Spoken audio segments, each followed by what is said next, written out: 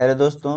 एक बार फिर से आप सबको हमारे इस प्लेटफॉर्म पे स्वागत है। तो दोस्तों, एनटीपीसी सीबीटी 2 का एग्जाम 13 तारीख को 2 शिफ्टों में सक्सेसफुली कंडक्ट करा लिया गया है। और हमारा एग्जाम जो था वो 13 तारीख का सेकेंड शिफ्ट में था।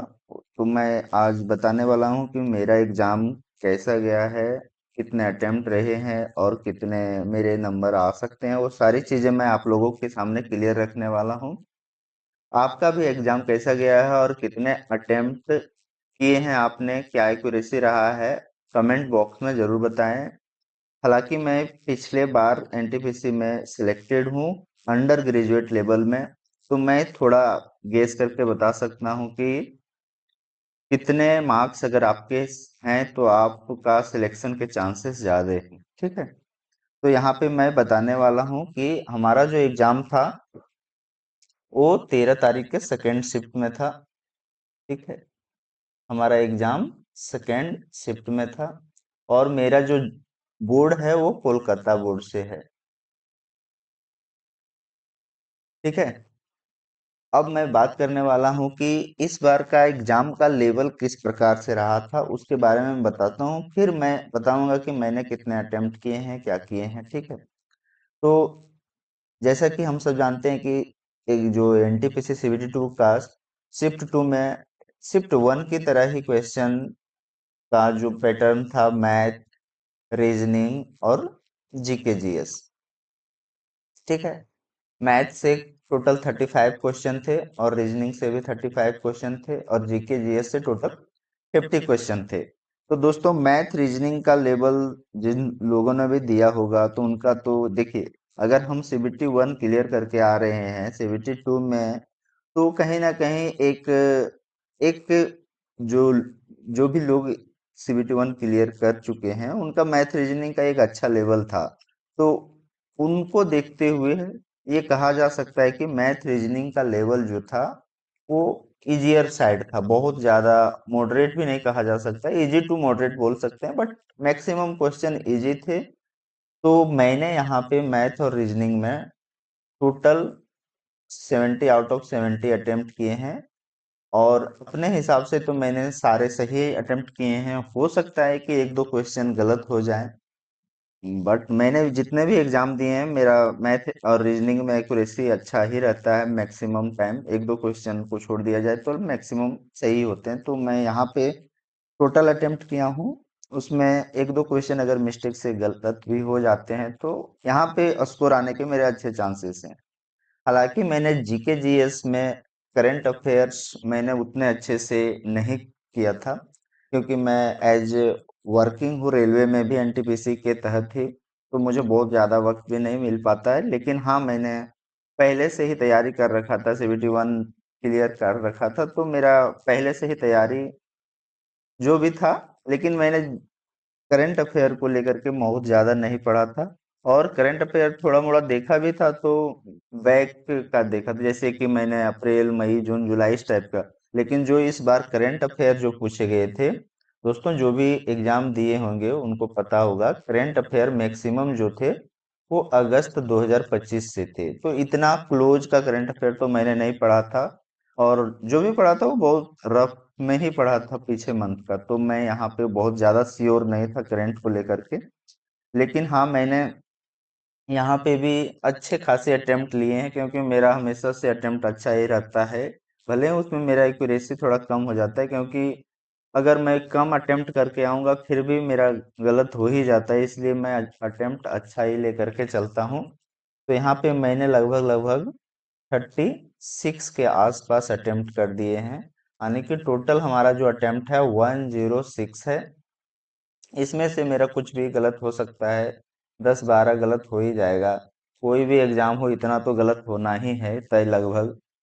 तो मैं अपने जो एग्जाम अटेम्प्ट से या फिर एग्जाम जो दिया हूँ उससे बहुत ज़्यादा तो सेटिस्फाइड नहीं हूँ। फिर भी देखते हैं क्या होता है। अगर यहाँ पे अच्छे मार्क्स आ भी जाते हैं तो यहाँ पे मेरे थोड़े कम मार्क्स आने के चांसेस हैं। फिर भी मुझे ऐसा लग रहा है कि मेरा मार्क्स 90 के अप्रोक्स 90 प्लस रहने के चांसेस हैं। तो अगर 90 प्लस रहते हैं तो मुझे कौन सा पोस्ट या क्या मिल सकता है वो मैं बताने वाला हूँ। पहले मैं ये क्लियर कर देता हूँ कि मैंने जो प्रेफरेंस डाला है वो मैंने डाला है एक chief commercial cum ticket supervisor जो है उसको मैंने फर्स्ट प्रेफरेंस पे डाला है। सेकंड पे मैंने डाला है अकाउंट क्लर्क का जो है उसको डाला है, इसको सेकंड पे डाला है। और थर्ड पे मैंने डाला है सीनियर क्लर्क कम टाइपिस्ट, ठीक है। और मैंने फोर्थ और फिफ्थ नहीं डाला है, यानी कि मैंने ना तो गुड्स गार्ड के लिए डाला है और ना ही स्टेशन मास्टर के लिए, क्योंकि मैं ग्लासेस पहनता हूं तो मेरा ये दोनों के लिए मैं एलिजिबल नहीं हूँ। ना ही मेरा A2 है, ना ही मेरा A1 है, ठीक है। इसलिए मैंने ये प्रेफरेंस में डाला ही नहीं हूँ। मुझे इन तीनों पोस्ट के लिए ही मैं एलिजिबल हूँ और इन्हीं तीनों को ही मैं डाला हूँ सिर्फ, ठीक है। अगर मेरे मार्क्स 90 प्लस आ जाते हैं, मुझे जो कि थोड़ा उम्मीद है कि इतना आने चाहिए, तो जो चीफ कमर्शियल कम टूपर्स chief chief commercial cum ticket supervisor है उसके कट ऑफ क्लियर करने के चांसेस कम लग रहे हैं मुझे, क्योंकि मैक्सिमम जो लोग हैं वो फर्स्ट प्रेफरेंस इसी को डाले होंगे जिनका कट ऑफ मेरे हिसाब से अगर 95 के अप्रॉक्स है उन्हीं का होने वाला है। तो मैं ज्यादा पॉसिबिलिटी है कि मैं इन दोनों पोस्ट के लिए टाइपिंग के लिए क्वालिफाई हो जाऊं, ठीक है। तो मुझे ये लगता है, बट आगे देखते हैं क्या होने वाला है। मैं अपना जो भी है अपने एक्सपीरियंस या फिर पीछे जितने एग्जाम वगैरह दिए हैं उनके एनालिसिस के बेस पे मैं कह सकता हूँ कि शायद मैं ये दोनों पोस्ट के लिए एलिजिबल हूँ, वो भी टाइपिंग के लिए। फाइनल सिलेक्शन का मैं नहीं कह सकता, बट टाइपिंग के लिए जरूर हो जाऊंगा। हालांकि मैंने पिछले बार टाइपिंग क्लियर किया हुआ है रेलवे का, तो थोड़ा प्रैक्टिस करने का, मेरा डेली वर्क भी टाइपिंग का ही है, तो मैं मुझे थोड़ा सा इसलिए इसके लिए स्पेशल बहुत ज्यादा नहीं बट थोड़ा मोड़ा एक प्रैक्टिस करने की जरूरत है। बट देखते हैं क्या होता है। तो ऐसा था मेरा एग्जाम। आप लोग अपना रिव्यू बताएं, आपका एग्जाम कैसा गया है और आपके कितने नंबर आने के चांसेस हैं, और उसके अकॉर्डिंग मैं अपने एक्सपीरियंस के आधार पे बताता हूँ कि अगर आपके मार्क्स 85 अगर आपके मार्क्स 85 प्लस हैं तो आप अभी से ही टाइपिंग करना स्टार्ट कर दें दोस्तों, ठीक है। 85 से थोड़ा कम भी है तो भी कर दीजिए, ऐसा नहीं है कि 85 बोले तो 85 ही। 85 से थोड़ा ऊपर नीचे भी है तो भी आप कैटेगरी पर डिपेंड करता है। मैं ओबीसी से हूँ तो मैं अपने अकॉर्डिंग बता रहा हूँ। अगर आपका 85 के आसपास भी है तो आप टाइपिंग स्टार्ट कर दीजिए।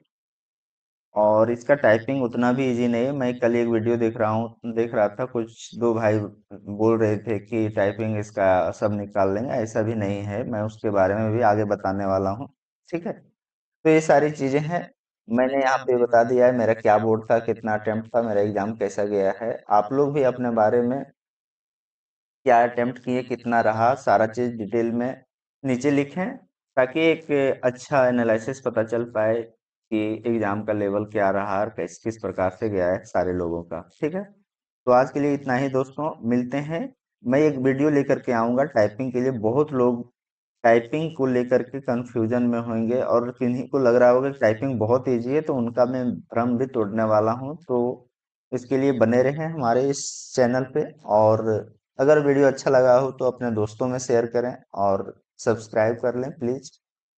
तो ठीक है दोस्तों, मिलते हैं नेक्स्ट वीडियो में। जय हिंद।